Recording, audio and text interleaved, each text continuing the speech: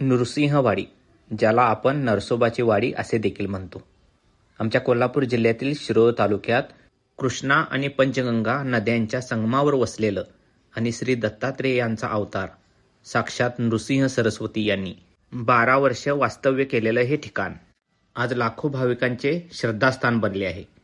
हे मंदिर विजापूरचा राजा आदिलशहाने बांधले आहे. आदिलशहाची मुलगी अंध होती.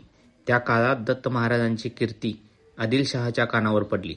स्वतः मुस्लिम असून देखील ते आपल्या मुलीसाठी या तीर्थक्षेत्री आले आणि दत्त महाराजांकडे त्याने आपल्या मुलीची दृष्टी परत मागितली.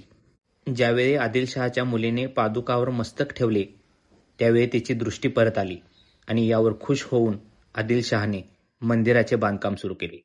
मंदिराचे बांधकाम घुमट पद्धतीने असल्यामुळे या मंदिराला कळस नाही. तर तुम्हाला ही माहिती आवडल्यास जास्तीत जास्त लोकांपर्यंत शेअर करा आणि अशाच नवनवीन व्हिडिओंसाठी आमच्या चॅनेलसोबत जोडून राहा. श्री गुरुदेव दत्त.